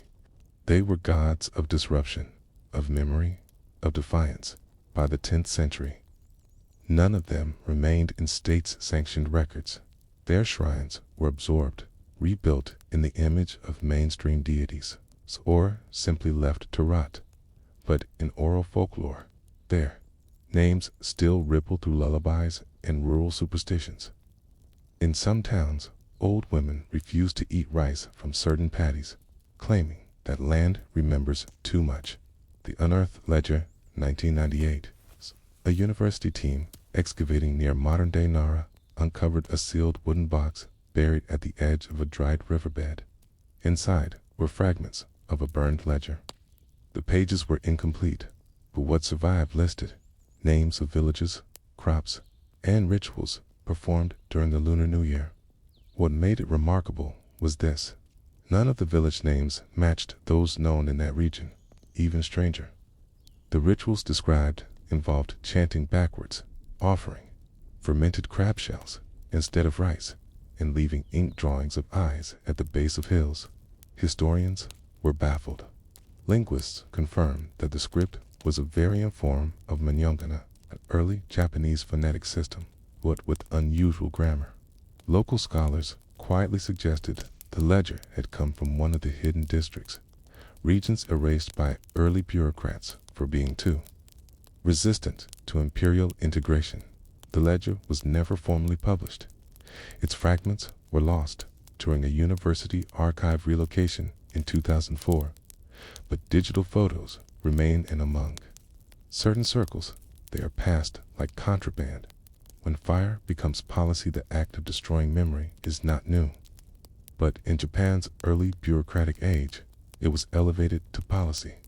Temples that housed unauthorized scrolls were taxed into. Ruined village elders who refused to adopt state-approved shrines were accused of sedition. Storytellers Katarabu who told tales outside the imperial lineage were quietly removed from festival rosters in the Injiseki. a 10th century legal code detailing rituals and governance. There are several references to incompatible oral histories. These were stories that did not serve the unity of the realm, so they were silenced. But silence has texture. It leaves outlines, it changes the air around it, and sometimes it creates pressure like a sealed jar, ready to burst. The clay faces of Manami Valley. One final detail. In Manami Valley, a remote area south of the Kiso Mountains, villagers once crafted small clay heads with closed eyes. These were not toys, nor were they idols. They were masks for the silenced. Each year, during the rainy season, elders would bury a new mask into the earth while whispering a name never written down. This name belonged to someone who once lived in the forgotten villages. Sometimes a priest, sometimes a child, sometimes a god. The ritual was not meant to summon them. It was meant to anchor them, to say quietly, "You were real, even if they say you were not." Archaeologists discovered over 200 of these masks in 2011. Each was unique. Spore faint markings of language no longer spoken. The local museum refused to display them. Too political, they said. It's too uncertain. But one researcher kept a mold, and every spring he buries a fresh mask in his garden. In the dim morning light that filtered through sliding paper walls, a scribe named Yatsurugi dipped his brush in ink as quietly as one might breathe. He wrote, not in the grand halls of the Yamato court, nor for temple archivists, but in the side room of a weather-beaten home deep in the foothills of what is now Shimane Prefecture. The inkstone was cold, the reed brush worn, its calligraphy careful measured, not for elegance, but for survival. For Yatsurugi, writing was not legacy, it was resistance. He was among the many anonymous scribes who lived in the 8th and 9th centuries, men tasked not with the glorification of imperial ancestors, but with the preservation of memory too fragile for official paper. In distant regions, places where mountains crowded in like thick blankets, and mist rolled in long before sunset, these scribes quietly chronicled the lives, rituals, and stories that the court had deemed incompatible with the new Japan. Yatsurugi was not alone. Ink that didn't travel in the imperial capital of Nara. During the compilation of the Kojiki 712 AD and Nihon Shoki 720 AD, scribes were carefully selected from among the literate elite. Those who would reinforce the idea that Japan's emperors descended from Amaterasu, the sun goddess, and that order had always flowed downward from divine will. Every myth, every lineage, every battle described in those early texts had a purpose: to consolidate political legitimacy and cultural unity under one roof. But outside that roof, something else was happening. In provinces like Izuma, Bungo, and Tosa, some scribes took up their brushes for a different reason. They knew the people in their villages. They watched the gods worshipped, not with palatial ceremony, but with clumps of dirt tied in straw and buried under trees. They saw the aging priests of forgotten cults, and the last women who sang river chants to invoke fertility spirits, no longer recognized by the capital. So they wrote, but they hid their writing. Hidden papers, hidden places. Many of these alternate histories were written on mulberry paper, folded tightly, and slipped into the rafters of homes, the hollows of trees, and sometimes into clay jars buried under floorboards. The writing was plain, often just names, dates of seasonal rites, weather, patterns, or agricultural omens. But sometimes, rarely, there would be narrative. A boy who disappeared after seeing a fire in the sky. A pregnant woman who claimed to speak with the mountain spirit. A priest who refused court emissaries and was buried upright in salt. These were stories not useful to empire building, but they were memory, human memory, the kind that clings to the edges of power, like moss on old stone. In 1975, in an abandoned farmhouse near Mount Dayasin, researchers discovered a bundle of papers inside a hollowed roof beam. The calligraphy was primitive, but consistent. Text described a ceremony performed every 7 years to ask the river to stay. It also referenced the presence of a god who does not answer questions, only watches. No shrine exists there now, but locals still tell children not to whistle near that river bend. When oral memory becomes dangerous by the mid-Heian period, roughly 10th century, the centralized power of the Yamato court had begun to loosen. Military clans, provincial governors, and large temples began to assert more autonomy. But by then, much of Japan's history had been rewritten in stone, literally, the form of inscriptions, temple records, and engraved relics. The problem, of course, was that people remembered. Otherwise, oral memory had survived where paper had been burned or hidden. Grandmothers told lullabies that did not match the stories in temples. Old men sang funeral songs that mentioned gods the state no longer named. Children were taught to avoid places not listed on official maps. These memories became a threat, not through rebellion, but through discrepancy. In 1023, an edict was issued to standardize spiritual practices across all provinces. Any rituals not listed in the Engishiki, Japan's centralized ritual manual, were to be corrected or discontinued.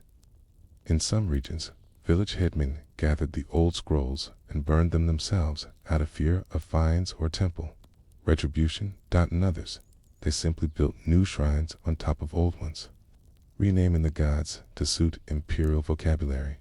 But in the mountains of Shikaku, one village quietly sealed their old shrine with stone, leaving it untouched, and beside it, they buried a box containing a single line written in charcoal. We remember who was here. The unused ink. There's a curious footnote in a merchant's ledger from 1097. A shipment of inkstones from the capital was recorded as having been diverted, never reaching its provincial destination. When officials inquired, the merchant claimed the village had no more scribes, but in the margins, barely visible unless held against light, another line is scratched. They do not need ink. They speak with earth. This was not a metaphor. It was literal. Several forgotten communities developed systems of non-written preservations, such as arranging stones in specific patterns at crossroads, or planting trees in lines that spelled out family names when viewed from surrounding hills. These were scripts of survival, invisible to authorities, but legible to those who knew the code. In a valley in Ehime Prefecture, aerial photography in the 1980s revealed tree formations that, when mapped, traced the exact outline of an ancient folk story about a goddess of rain who left her child in the form of mist. The story never made it into the Nihon Shoki, but in the tree lines it had endured for nearly 900 years. Echoes in modern silence in today's Japan. These forgotten village histories persist quietly, sometimes in customs no one questions. A festival performed without music. A procession that begins facing north, not east. A rice field that's never harvested because the god is still growing. Few remember why. But sometimes, in archaeological digs, fragments turn up. Not artifacts of conquest or glory, but of life deliberately left undocumented. In 2003, a sealed clay tube was discovered beneath a granary site in southern Honshu. Inside was a small paper with one sentence: "If the moon does not speak, we will remember for it." Its handwriting was poor. The ink faded, but the meaning was unmistakable. Not all stories need an audience. Some are simply kept. The sun had not yet risen, but a hush had settled over the hillside shrine. A child, wrapped in 2 layers of straw and cotton, was gently pushed forward by an old woman. Before them stood 3 stones arranged in a triangle, their tops rubbed, smooth by centuries of weather. There was no priest, no formal rite, no imperial symbol, only silence. And in that silence, a name was whispered, not in Japanese, not in Chinese characters. but in a tongue no longer understood by the capital. A syllable thought to predate the Yamato court entirely. It was not written down because it could not be. The mountain names had vanished throughout Japan, especially in the forested regions of Kyushu and Tohoku. Ancient mountains were once considered living deities, not simply the home of a god, but the god itself. These mountains had names, they had rituals, and they had memories. But by the 8th and 9th centuries, under orders to unify religious and political language across the provinces, many of these mountain gods were renamed. Their original names, often tied to oral traditions or indigenous languages, like Ishi or Hajato, were replaced with more palatable labels drawn from Shinto or Buddhist terminology. A god once known as Ehanomu, roughly stone that breathes, became Iwakurun, an officially recognized rock deity. Another, Karyo, was renamed Hachiman, a name shared by dozens of other shrines across Japan. On paper, standardization was complete, but locals knew better. They continued to whisper the old names into the wind. The unrecorded year, 937 AD. A famine swept through parts of the Chubu region. The official record, as preserved in the Shoku Nahanji, blamed poor rice yields and regional mismanagement. But in a handful of remote villages, the famine was remembered differently. It was not rice that failed, they said. It was the silence of the gods. According to villagers near Mount Asama, an old ritual had been discontinued the year before. A ritual involving a midnight offering of fermented chestnut mash to a god called Tamino Soko, he who sleeps beneath. The court's new regulations had banned such superstitious practices, and in the absence of the offering, Kay said, the god did not wake, no harvest, no rain, no songbirds in the trees. To this day, oral tradition in that valley tells of a man who hiked into the woods with an offering, placed it at the foot of an unnamed rock, and disappeared. The famine ended the following year. His name was never written down. Ghosts in the granite, certain villages, particularly those with strong pre-Yamato traditions. Old granaries were built with stones buried beneath the floor, not for support, but for memory. These stones bore etched patterns, not characters, spiral marks, crosshatch motifs, tiny grooves filled with red ochre. Modern archaeologists once dismissed these as decorative or accidental, but in 1972, during an excavation in southern Miyazaki, a researcher discovered that the groove patterns matched ancient constellations, specifically the movement of the Pleiades cluster across the fall sky. Locals insisted the markings weren't celestial, they were spiritual. The god who counts grain, an old woman said, must be reminded of time. These reminders were not written in court language. They did not appear in the Kajiki or the Injishiki. They were passed down in scratches, whispers, and the daily rhythms of life. A shrine without a name there exists. Deep in the forests of Shikaku, a shrine with no gate, no plaque, and no listed deity. The path to it is overgrown. The building itself is a small, moss-covered structure made of unpainted wood and stone, without any of the bright vermilion one would expect. Yet, the local people know it. Every year, on the night before the rice harvest, they leave small offerings, mushrooms, dried fish, and bundles of herbs tied in silk thread. They do not speak while approaching. They do not speak while leaving. The shrine is referred to, when it is referred to at all, as Konakimiya, shrine without a voice. When asked why it exists, the villagers say, we don't remember, but we're not the ones it remembers. Who were the first to forget? Some scholars suggest that the earliest losses of historical memory in Japan were not acts of destruction, but of transformation. That is to say, the court didn't always burn texts. Sometimes it simply rewrote them until the original meaning evaporated.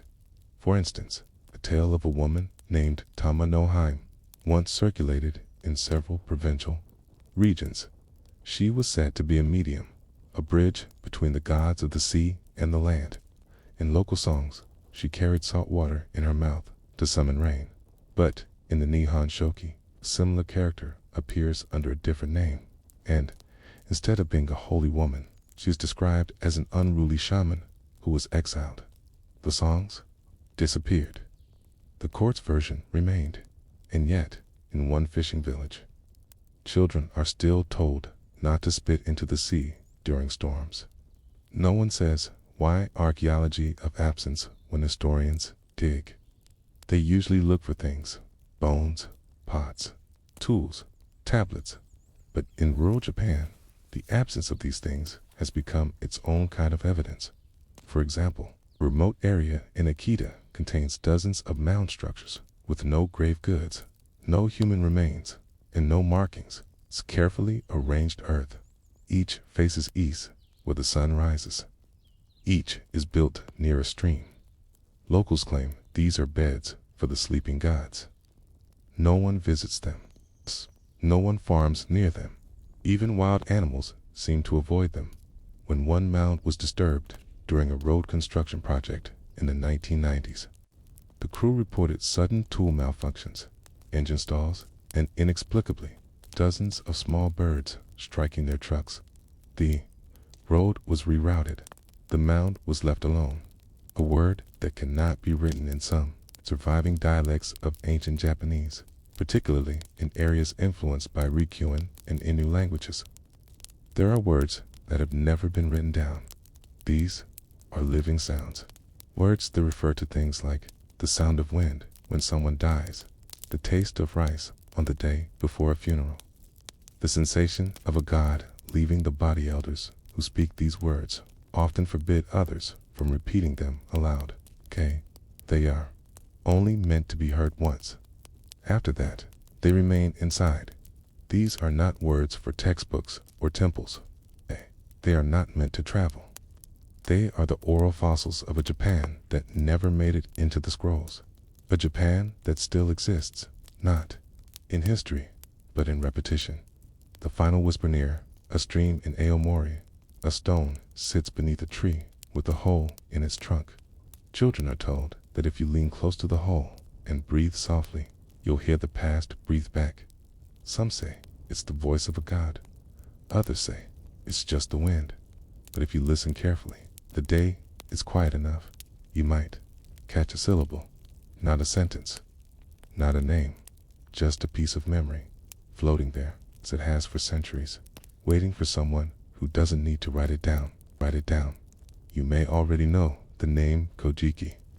Translated as Records of Ancient Matters, it's considered Japan's oldest surviving written chronicle. But what's rarely said aloud is this. It is also one of Japan's most deliberate acts of forgetting. The Kojiki, compiled in 712 AD, is more than a book of myths. It's a replacement text, written not to preserve the full spectrum of Japan's past, but to reshape it, to erase uncertainties, to elevate one lineage, to quiet other stories. And so, beneath its poetry and creation tales lies a carefully chosen silence, entire dialects ignored, regional gods left unnamed, people whose memories were buried, not with earth, but with ink that was never used. Tonight, we drift back to the beginning of that silence, to a time before the Kojiki existed, when Japan's truths were many, and when the most dangerous thing a god could do was speak in a language the emperor didn't control. A time before the first scroll, before the Yamato court commissioned the Kajiki, Japan was a landscape of fragmented memory. There were no national books, no unified script. It's just songs, stone carvings, woven tapestries of oral tradition passed from one mouth to another in one village. Today, the world was made from fire, in another from snow, and yet another from a tree that fell into the ocean. No one thought to unify these. There was no need. The people honored their spirits, the kami, with dances, with whispered names, with foods left out overnight. There were no synods, no central shrine. A village's past was its own. But by the late 600s, Japan was changing. The threat of external invasion, especially from Tang China and the Korean kingdoms, pushed the Yamato rulers to centralize power. And with that came the need for a central narrative, something that could define what Japan was, and who had the right to rule it. The court that feared chaos. The key figure behind this centralization was Empress Genmai, who reigned during a period of deep political uncertainty. Her court advisors, many of them influenced by Chinese administrative models, believed that Japan needed what China had: a written history, a divine genealogy for the emperor, a sacred geography that could bind all regions into one empire. In 681 AD, the emperor at the time, Tenmu, had already ordered that ancient stories be memorized and compiled, appointing a man named Hideno R to recite the oral traditions of the court. But nothing was written yet. That would come a generation later, and when it did, it was no simple act of recording. It was an act of refining, pruning, of turning a forest of stories into a single tree, with roots approved by the capital. A language that didn't exist. To write, the Kojiki scholars faced an unusual challenge. There was no Japanese writing system at the time. Instead, they used Chinese characters to phonetically represent Japanese, words often bending and breaking meanings along the way. A word that once referred to ancestor might become divine origin. A village spirit might be renamed as a celestial deity. And in this process of transliteration, entire dialects were excluded. The voices of the Emishi in the north, the Hajato in the south, and the Inu in Hokkaido were omitted, not out of oversight, but by design. Their gods didn't fit the court's plan. Their myths couldn't be bent, to serve imperial legitimacy. And so they were left in the wind, carried only by memory and song. The 3 scrolls that changed everything. The Kojiki was ultimately completed in 3 volumes. The Kametsumaki, upper volume, Creation Myths, The Birth of the Islands, The Descent of the Gods. Atiasmaki, middle volume, The Divine Ancestry of the Yamato Emperors. The Shimosumaki, lower volume, Genealogies of Emperors and Noble Houses. Each section narrows the focus. The stories begin in the heavens, wide and filled with wonder, and end in palace corridors, naming court officials and their proper rank. It was, in many ways, a closing of the imagination. While beautiful, the Kojiki's myths replace hundreds of local truths with a curated few.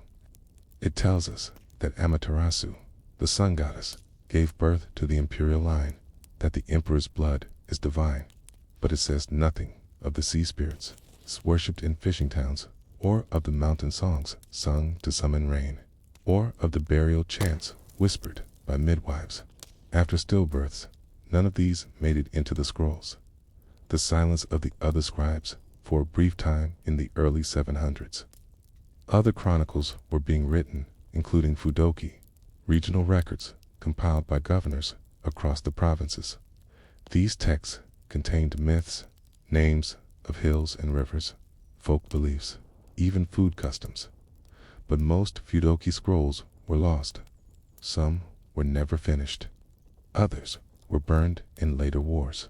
Still others were deemed irrelevant once the Kojiki and Nihon Shoki became official. Doc of the dozens of Fudoki once circulated. Only one survives in near complete form, the Izoma Fudoki, and it tells a very different story.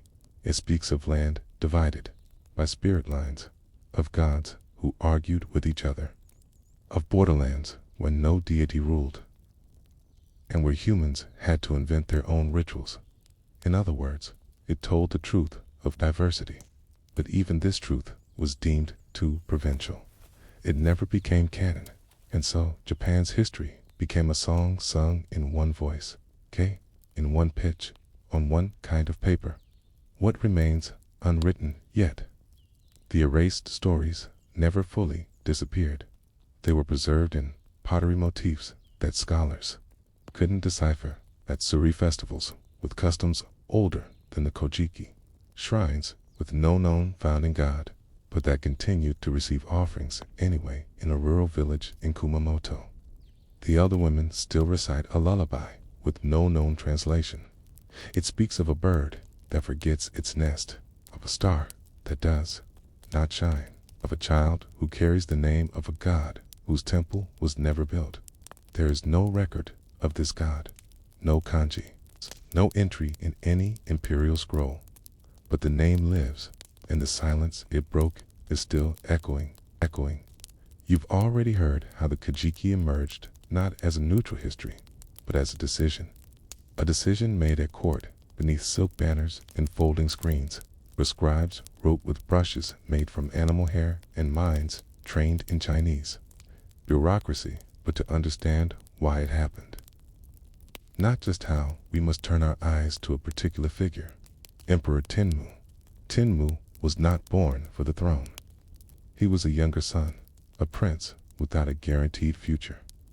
But in the turbulent years of the 7th century, succession in Japan was rarely peaceful. In 672 AD, following the death of his brother, Emperor Tenji, the country erupted in the Genshin War conflict, not remembered for its battles, but for what it meant for the story of Japan itself. Tenmu emerged victorious, and in the quiet after victory, he began crafting not just an empire, but a legacy, a narrative, a past that would smooth over war, erase rival claims, and root his dynasty not in politics, but in the heavens. A past worth inventing. Tami's first act was not military, nor spiritual. It was administrative.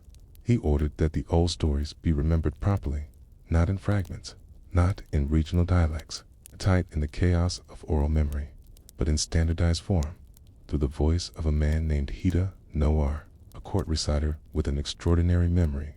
R was tasked not merely with memorizing the myths, but with shaping them, choosing which versions mattered, aligning them with the political winds.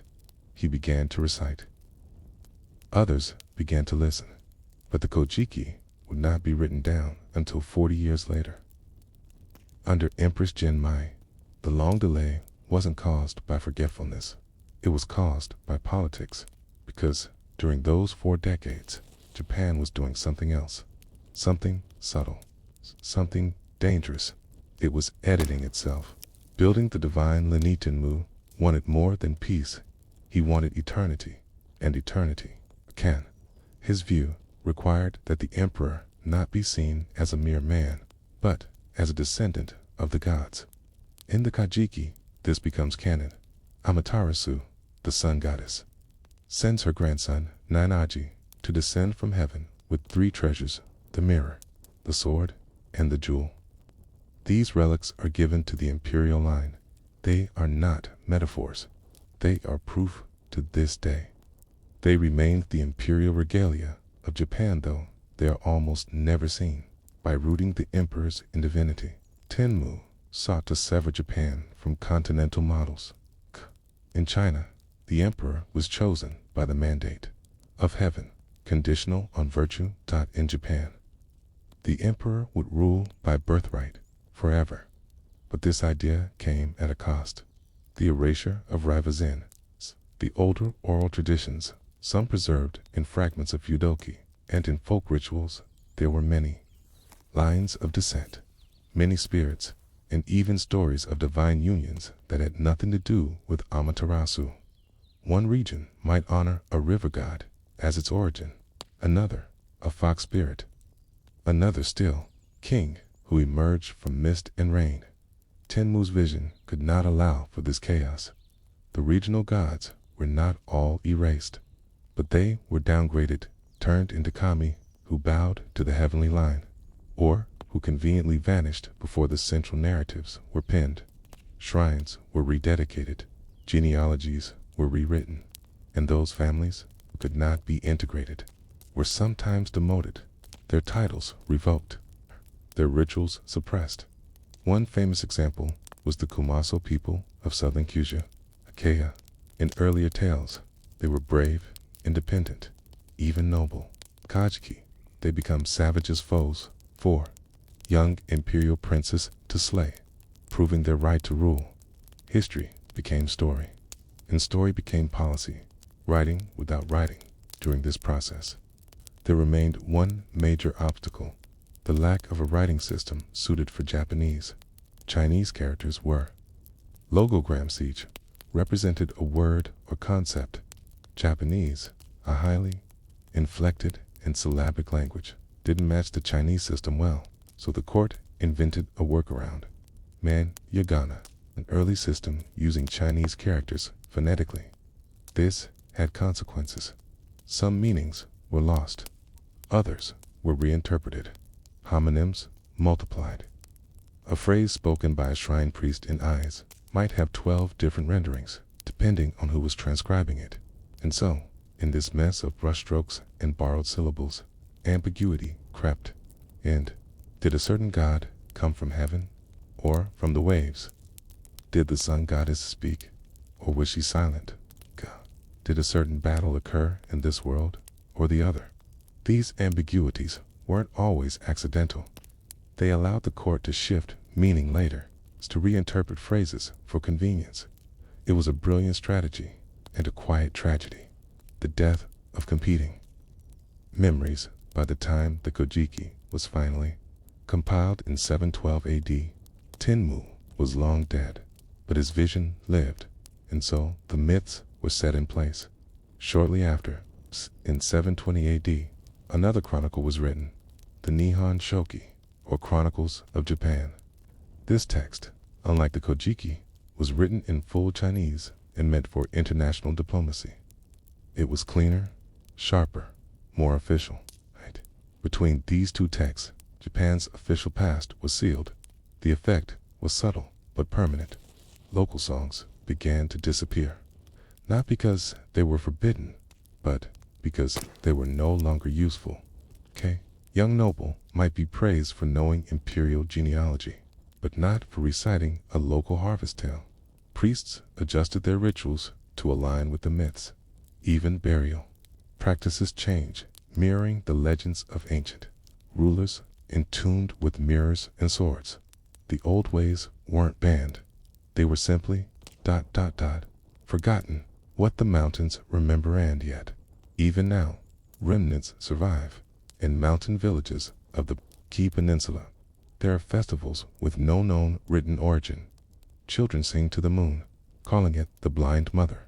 Farmers leave bundles of rice straw in streams, not to Amaterasu, but to a water spirit whose name isn't written anywhere. In one remote shrine in Eheim, a priest still recites a chant that predates the Kojiki. Its meaning is uncertain. Its origin unknown, but it ends with a phrase that has survived the centuries. It's passed through breath, not brush. We do not write because we do not forget. The fire did not start with flames. It began with decisions over the course of a few generations. Japan quietly rewrote the rules of memory, while China debated the Confucian classics and Korea preserved dynastic annals. Japan chose something else.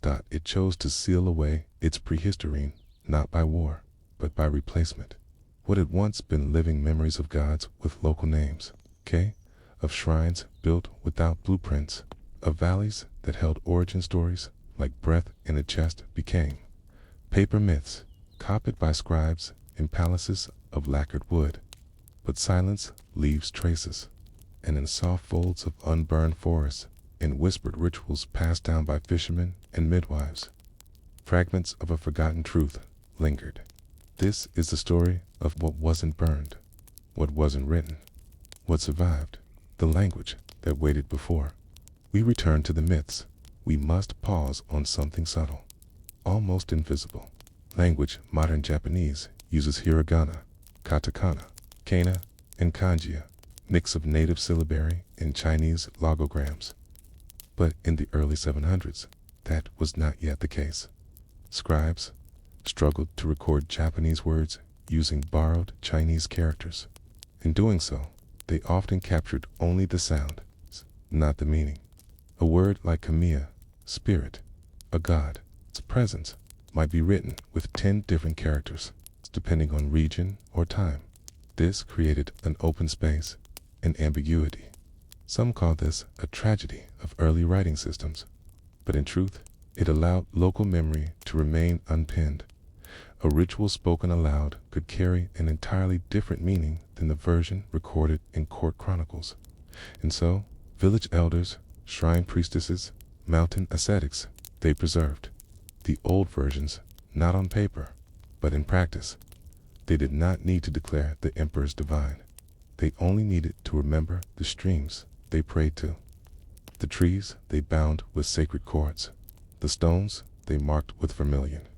Not because of any edict, but because they always had shrines with no names across the Japanese archipelago. Thousands of shrines still stand with no founding record, no mention in the Koji,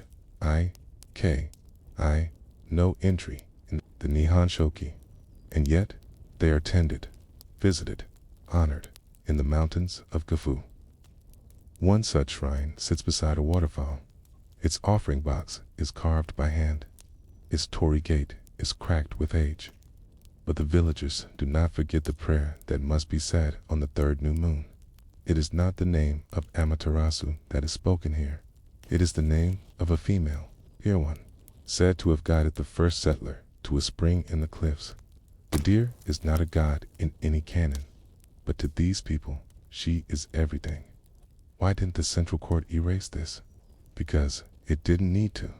The court offered a stronger story, and in time, people simply stopped repeating the other one. But not everywhere, not completely. The ghosts and the gaps historians have long puzzled over certain inconsistencies in the earliest written records. Why do some shrines seem older than the myths associated with them? Why do certain kami appear in rituals centuries before their origin stories were written? Why are there festivals that no one can quite explain, but which are still practiced? One such puzzle lies in Shimane Prefecture, at a site called Izuma Taisha. According to the Kojiki, the sun goddess Amaterasu sent her descendants to rule Japan. But in Izuma, the central figure is Sukuna Nusha, god of nation building, healing, and agriculture. And in local stories, he was here first, long before Amaterasu's descendants arrived, long before the imperial line began. Even today, the Izuma shrine holds an annual Kamiyari-sai festival, where all the gods are said to leave their shrines across Japan and gather in Izuma for a council. Not in Aiz, where Amaterasu resides, not in the capital, but here, in a distant province. Even the court couldn't erase this one. Instead, they added a compromise to the Kojiki Sukuna Nushi ceded the land to Amaterasu's lineage. He gave up his rule willingly, but no such version exists in Izuma's own traditions. There, he remains the first king, the real king. The villages that hid their histories in plain sight in parts of Kushu, researchers in the 20th century documented rituals without meaning, songs and dances performed by elders who could not explain them. In one village, there was a rain ceremony performed under an oak tree. It included a chant in an unidentifiable dialect. Linguists traced it not to early Japanese but to Proto-Yukuan, a language from the distant islands of Okinawa. How did it get there? Why was it preserved? No one knows, but it suggests a network of memory that moved silently across islands, across generations. Beneath the reach of the written word, in other places, objects told the story. Bronze mirrors unearthed from tombs bore designs not aligned with the imperial regalia. Clay figures hand-wifed in ancient Kofan burial mounds sometimes depict scenes with masks and animals that match no known myths. These were not errors. They were memories. The kind of memories that do not need caper dot, only hands, only repetition, only belief. The silence of the sea then. There are the seafaring peoples, the fishermen, islanders, and boat builders, whose stories never made it into official history. The Kojiki is landbound. Its stories occur in palaces, caves, rice fields, But Japan is an archipelago. Its people have always lived on the edge of water, and in the Seto Inland Sea. There were tales of goddesses who cry pearls into tide pools, of whale spirits that guide lost boats, of old men who disappear into fog and return with salt in their hair and news from across the water. These are not Amaterasu stories. These are not imperial stories, but they are Japanese, deeply, endlessly Japanese, and they endure because they were never declared false. They were simply ignored. The end without an ending in the end. What Japan lost was not facts. It lost variations. It lost the polyphony of past, the overlapping voices of rivers and rice planters, of warriors and weavers, of deer priests and storm chasers and moon singers. It gained something in exchange: unity, a shared myth, a stable line. The court got what it wanted, and so did the scribes. But the mountains remember, the sea remembers, and sometimes a grandmother in a distant village still sings a song whose meaning she does not know, but whose shape has not changed in 1,000 years. Not because someone told her to, but because someone else once did. And in that act, the first history, the real history, still breathes quietly like moss on stone.